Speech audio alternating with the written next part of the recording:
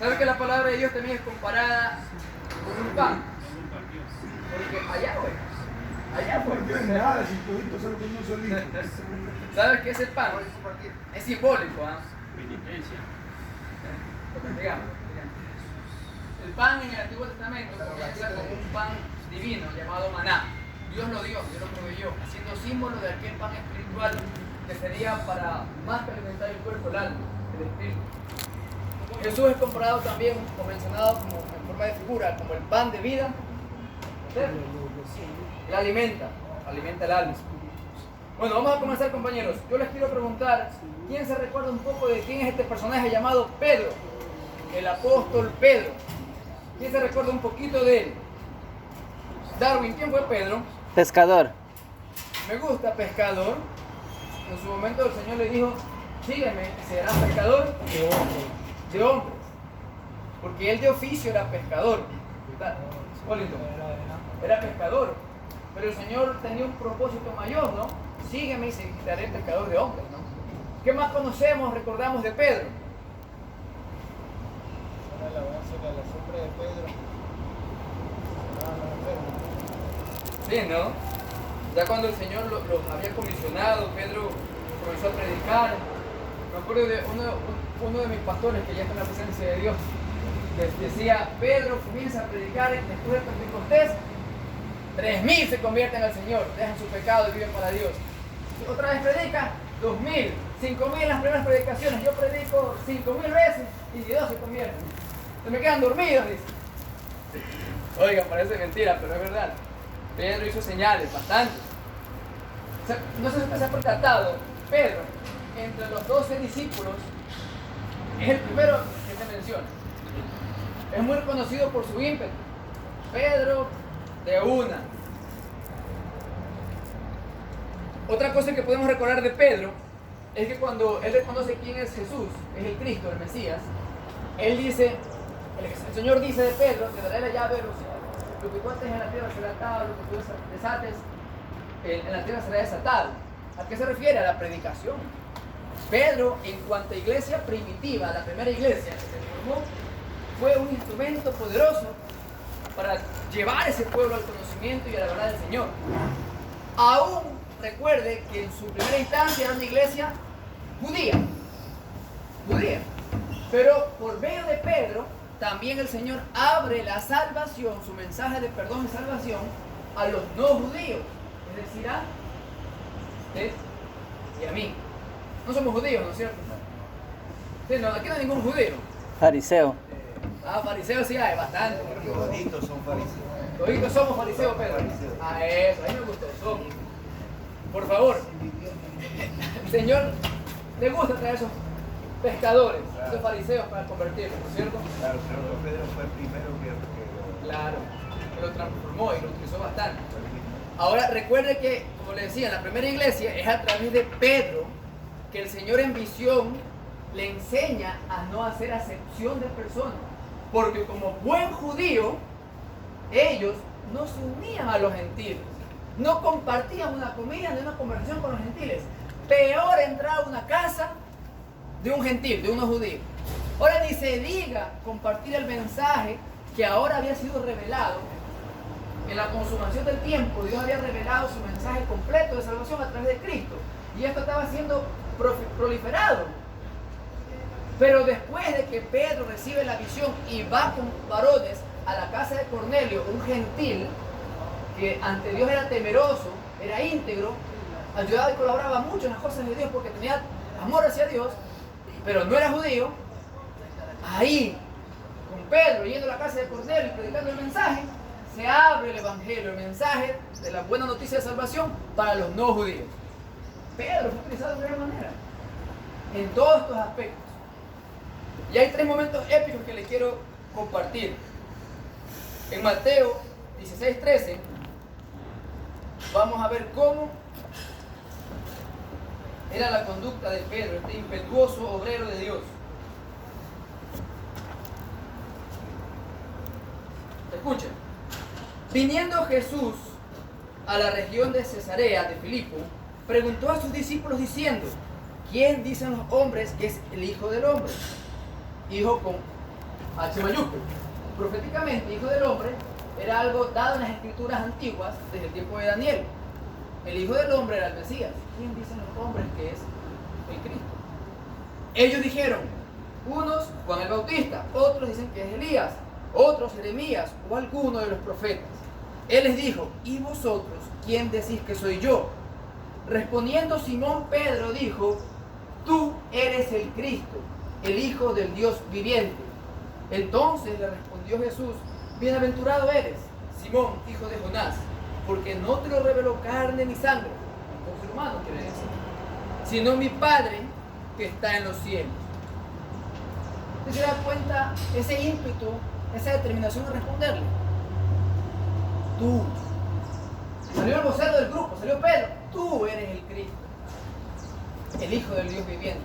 Oiga, y esa aclaración es fantástica, porque cuando dice el Hijo del Dios viviente, es como que le está diciendo, no hay dioses como tú.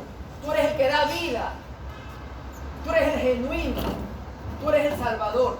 Cristo, o Mesías en hebreo, era el Salvador. Era el ungido de Dios que venía a salvar al pueblo perdido. Ese era Pedro. Otro momento épico en la vida de Pedro es cuando él, ya predicando las buenas nuevas, vemos que confronta a los líderes religiosos de la época. Hechos capítulo 4. Permíteme compartirlo.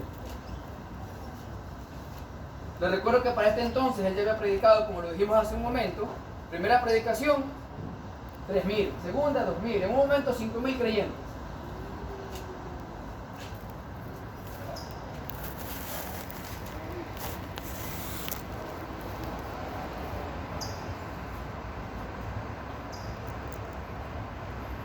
Hablando ellos al pueblo, Pedro y Juan, vinieron sobre ellos los sacerdotes con el jefe de la guardia del templo y los saduceos, los religiosos de la época, ¿no? Judíos también, por si acaso, resentidos de que enseñasen al pueblo, claro, porque ellos eran los que tenían la verdad, ellos eran los que la predicaban, los que reunían a la gente para compartir las verdades de Dios, nadie más podía saberlas, ¿no? Pero de repente estos del vulgo, Pedro y Juan, comenzaron a hablar en el reino. Y ellos estaban resentidos, dice la Escritura, de que ellos anunciasen en Jesús, mira tan claramente el resentimiento, ¿va? Que anunciasen en ese fulano, porque no había reconocido a Jesús para ellos. Para esos religiosos, los líderes espirituales del pueblo, Jesús no era el Mesías. Los discípulos, claro que lo habían reconocido. Cuando Dios los comisiona, los llena de su espíritu en Pentecostés, ellos van a anunciar que Jesús es el Salvador. Pero los líderes estaban resentidos de que esta gente dijese que Jesús sí era el Mesías, que enseñasen la resurrección de los muertos en Cristo Jesús. Recuerden que es el dador de la vida. Él también dijo, el que cree en mí, aunque esté muerto, vivirá. Pedro también le dijo, ¿no? El Hijo del Dios viviente. Entonces, los religiosos, vuelvo a aclararlo, les echaron mano. Les echaron mano y los pusieron en la cárcel hasta el día siguiente porque ya era tarde. Pero muchos de los que habían oído la palabra creyeron y el número de los varones creció como a 5.000. ¿Sí ven? La influencia de Dios a través de Juan y Pedro. Aconteció al día siguiente que se reunieron en Jerusalén los gobernantes, los ancianos y los escribas, y el sumo sacerdote Anás y Caifás, y Juan y Alejandro, y todos los que eran de la familia de los sumos sacerdotes. Entre los religiosos, los sumos sacerdotes tenían mayor influencia, porque estaban asociados con los políticos. ¿Sí? Pero tenga claro cómo se movían. Nunca ha sido tampoco desconocido el hecho de que la política y la religión de alguna manera se relacionan, o buscan que se relacionen para mayor influencia, ¿no? Lo mismo pasaba en el tiempo de Jesús. Y pusieron a Pedro y a Juan en medio y les preguntaron, ¿con qué potestad y en qué nombre habéis hecho vosotros esto? Entonces sale el vocero, Pedro, lleno del Espíritu Santo, les dice, gobernantes del pueblo y ancianos de Israel, puesto que hoy se nos interroga acerca del milagro hecho al hombre enfermo, de qué manera éste haya sido sanado, sea notorio a todos vosotros y a todo el pueblo de Israel que en el nombre de Jesucristo de Nazaret, a quien vosotros crucificasteis y a quien Dios resucitó de los muertos, por él, este hombre está en vuestra presencia sano. Este Jesús es la piedra reprobada por vosotros, los edificadores, la cual ha venido a ser cabeza del ángulo. Y en ningún otro hay salvación, porque no hay otro nombre bajo el cielo dado a los hombres en que podamos ser salvos. Oiga, Pedro no se andaba con rodeo, mucho más ahora que estaba totalmente vestido del Señor, de su espíritu, de su poder y su verdad. Les dice a los líderes, aquellos que tenían el poder, humanamente hablando, de apresarlo y sentenciarlo, al igual que habían hecho con Jesús. Él le dice, ustedes lo crucificaron, y él resultó ser la piedra en ángulo, resultó ser Jesús. Y sépanlo, que solamente en él hay salvación.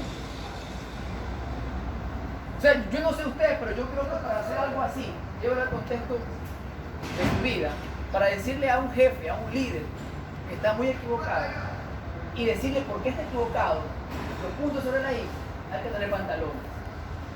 Y Pedro los tenía. ¿Por qué? Porque no lo hacían sin autoridad, lo hacían en la autoridad del Señor.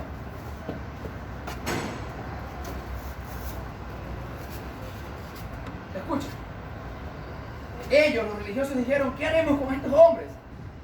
Porque de cierto, señal manifiesta ha sido todos ellos y el pueblo, es notoria en todos los que moran aún en toda Jerusalén, y no los podemos negar. Sin embargo, para que no se divulgue más entre el pueblo, amenacémosle, para que no hablen de aquí en adelante a hombre alguno en este nombre, en el nombre de Jesús. Y llamándolos, les intimidaron que en ninguna manera hablasen ni enseñasen en el nombre de Jesús.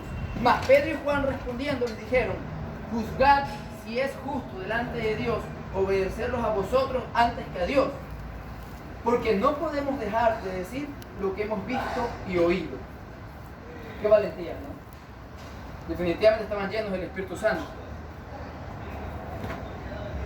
Y como decía el hermano Darwin, ocurre que Pedro, entre los 12 discípulos o apóstoles, los más cercanos al Señor, es el único que tiene milagros muy portentosos. Escucha un milagro de Pedro. Había entonces en Jope una discípula llamada Tabita, que traducido quiere decir Dorcas. Esta abundaba en buenas obras y en limosnas que hacía. Y aconteció que en aquellos días enfermó y murió. Después de lavada, la pusieron en una sala.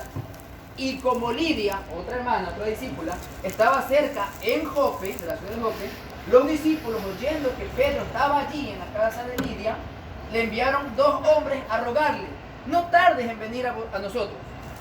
Levantándose entonces Pedro fue con ellos, y cuando llegó, la llevaron a la sala donde la rodearon todas las viudas, y llorando y mostrando las túnicas, las vestimentas, que Dorcas les hacía cuando estaba con ellos en vida. Entonces, sacando a todos, Pedro se puso de rodillas y oró, y volviéndose al cuerpo dijo, Tabita, levántate. Y ella abrió los ojos, y al ver a Pedro, se incorporó. Y él, dándole la mano, la levantó. Entonces, llamando a los santos y a las viudas, la presentó viva. Esto fue notorio en todo Jope, y muchos creyeron en el Señor. ¿Se da cuenta de las señales que daba Dios a través de este hombre llamado Pedro? Definitivamente era utilizado, era un hombre de Dios, ¿no es cierto? Yo creo que no hay duda alguna al respecto. Un hombre muy valiente, aún delante de los religiosos sabía decirle las cosas como son, y sabía darle la gloria a Dios. No lo hacía para su vanidad o orgullo. Sepan, les decía a los líderes, sepan que en este nombre de Jesús vamos a seguir hablando, vamos a seguir haciendo señales, porque en otro no hay salvación, solo en él. Pero este hombre tan poderoso del Señor, tan claro para identificar quién era Jesús, el Cristo, tan claro para poder predicar y anunciar las verdades del reino a quien sea, era hecho de un barro semejante al suyo y al mío. También tenía debilidades, también tenía momentos difíciles. Permíteme compartir uno de esos momentos. El Evangelio de Mateo, capítulo 26, verso 30.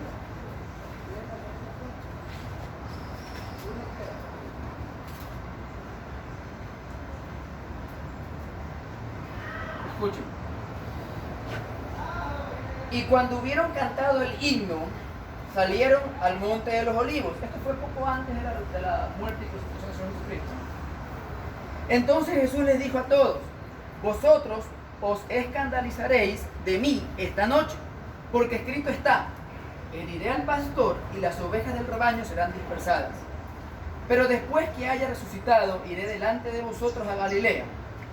Respondiendo Pedro, siempre rápido y impetuoso, le dice: aunque todos se escandalicen de ti, yo nunca me escandalizaré.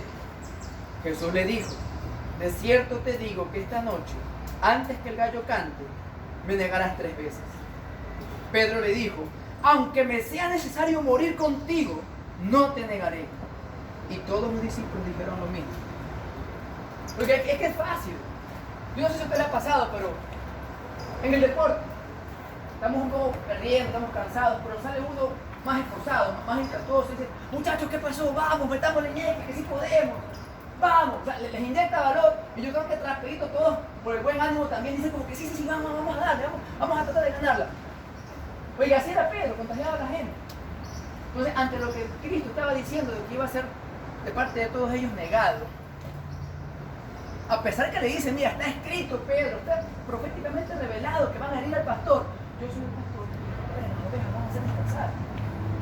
Pero Pedro, en su celo, en su amor al Señor, quiero decir, le dice: no, Señor, yo no te voy a negar, no voy a hacerlo, aunque tenga que morir, voy a estar contigo. Versos más adelante, les comparto lo que aconteció. Cuando ya Jesús había sido llevado al concilio, había sido condenado y estaban ahí un poco de gente reunida, mira lo que ocurre. Pedro estaba sentado fuera en el patio, cerca del lugar donde estaba Jesús, ¿no? Y se le acercó una criada diciendo: tú también estabas con Jesús el Galileo. Mas él negó delante de todos diciendo: no sé lo que dices. Saliendo él a la puerta, le vio otra persona y le dijo a los que estaban allí en ese lugar: también este estaba con Jesús el Nazareno. Pero él, Pedro, negó otra vez con juramento: no conozco al hombre. Un poco después, acercándose los que estaban allí, dijeron a Pedro: verdaderamente también tú eres de ellos, porque aún tu manera de expresarte te descubre. Entonces él comenzó a maldecir y a jurar: no conozco al hombre. Y enseguida cantó el gallo. Entonces Pedro se acordó de las palabras de Jesús que le había dicho: antes que cante el gallo, me negarás 3 veces. ¿Viste la parte más triste? Y saliendo fuera, lloró amargamente. No sé si usted se ha percatado, pero en todo sentido de la palabra siempre va a ser más fácil hablar que hacer. Definitivamente, ¿no? Ahora veamos en Pedro no solamente lo bueno, porque definitivamente fue un hombre, repito, muy poderoso en Dios, muy utilizado por Dios. Sin embargo, como le dije, él también fue hecho del mismo barro que usted y yo, con sus debilidades, y él tenía este talón de Aquiles de fanfarronear, de alardear, y hasta cierto punto de creencia superior.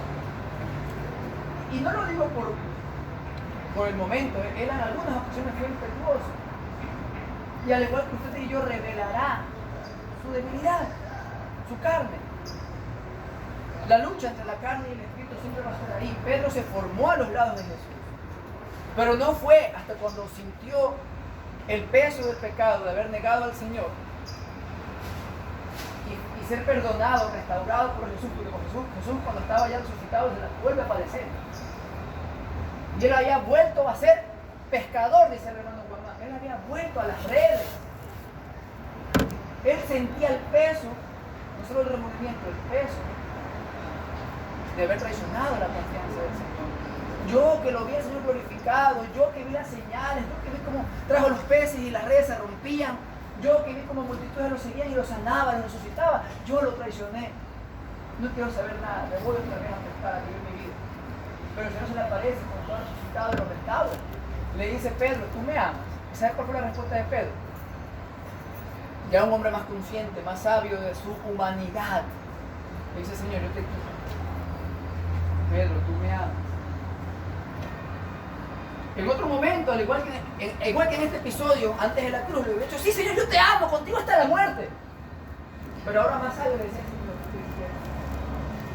Pero el Señor por tercera vez lo mira a Pedro y le dice, ¿me entiendes, Pedro? Ahí ya se da cuenta de lo que Jesús estaba haciendo con él. Señor, te amo. Apacienta mis ovejas. Porque así como yo fui pastor de ustedes y fui herido y se dispersó las ovejas, ahora toma con valentía el encargo que te doy. Tú me amas, apacienta mis ovejas, sé buen pastor, sigue mi ejemplo, da la vida por las ovejas. No es tan raro, pero también fue valiente para entender lo que Dios estaba diciendo. Repito, él ya no les dijo te amo alocadamente o apresuradamente, porque él sabía que en su humanidad podía volverla a fallar. Pero es Jesús quien le da la pauta para atreverse a tener fe y decirle te amo, Señor, y voy a hacerlo. ¿Tendrá usted también esa valentía para reconocer sus falencias, sus debilidades, pero asimismo también lo que Dios puede hacer a través de ellas y glorificarse? Pablo, también un gran apóstol, como ya hemos conversado, en cierto momento le pedía al Señor algo. Se cree que era la sanidad de sus ojos. La Biblia lo describe como el aguijón de su carne. Pero la respuesta de Jesús fue magnífica. No le dijo, Pablo, por tu poder de predicar, por tu unción, por quien tú eres, yo te voy a sanar. No, le dijo, ¿sabes qué, Pablo? En mi poder vas a encontrar salvación. Vas a ver que tu debilidad no es para derrota. Mi poder se perfecciona en tu debilidad. Mi poder, el poder de Dios, se perfecciona en medio de nuestras debilidades. Si así estamos dispuestos a seguir, a vivir para Él. ¿Lo creen? Entonces, aceptemos los aguijones de la carne, aceptemos que somos pecadores, pero a su vez aceptemos el compromiso de permitirle a Dios ser el soberano, el que va a darle también el poder para vencer el pecado primeramente, y así reconocer que al igual que Pedro, que al igual que Pablo, podemos en las manos de Dios ser grandes instrumentos para la gloria de Él. Y eso afectará a todos sus medios, laborales, familiares, el académico, si está estudiando, está emprendiendo algo propio, también entrégueselo a Dios. Sepa que las cosas que son imposibles para nosotros los hombres, para Dios son muy posibles. Y sea como aquel hombre que le dijo a Jesús, Señor, yo creo, pero auméntame la fe. Pongámonos de pie, vamos a orar todos. Precioso Jesús, amante Salvador nuestro, te damos las gracias, porque eres tú, mi Señor, el que puede hacer lo imposible. Venimos con fe, con humildad, reconociendo nuestras falencias y debilidades, pero también reconociendo que usted es grande, poderoso, misericordioso, Señor, que no nos paga conforme a nuestras obras, porque si así fuera desierto, ya fuéramos hace tiempo consumados, muertos.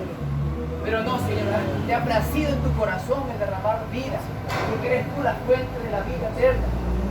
Tú restauras, tú levantas a unos muertos, a una voz y orden tuya, todos restaurados, Señor. Restaura nuestra mente y corazón para perseverar en tu camino, para seguirte de corazón, para poder comprender que más allá de una religión es la fe la que verdaderamente nos acerca a ti. ¿Y cómo dice la palabra que viene de la fe? Es por el oír, y el oír tu palabra. Ayúdanos a acercarnos con ternura y con disposición a tu palabra. Abrir la Biblia para encontrarnos contigo, Señor, cada día, y poder recibir de ti todo el bien que necesitamos para ser delante de tus ojos buenos. No perfectos, pero sí buenos, porque estamos viviendo para ti y luchando contra esta carne, sabiendo que tú a través de tu Espíritu pondrás el querer como el hacer, Señor, con tu buena voluntad. Yo te doy las gracias, Padre, por cada compañero, amigo y hermano que está aquí presente, y te pido, Señor, que los bendiga en sus hogares, sus mentes, su trabajo, Señor. Dale la capacidad para hacerlo todo, como dice la Escritura, para tu gloria, Señor. Y aún si le pagan mal, Padre, ni siquiera las gracias, Padre, tu palabra nos enseña que solo todo como para ti, porque de ti viene la recompensa. Ayúdanos a esforzarnos en eso, porque tú eres soberano y tú no eres deudor de nadie, Señor. Gracias, Padre, gracias, gracias, gracias. Te alabamos, Señor, te exaltamos en los méritos preciosos y eternos de Cristo Jesús, nuestro amante Redentor. Amén y amén. Un aplauso, que vive.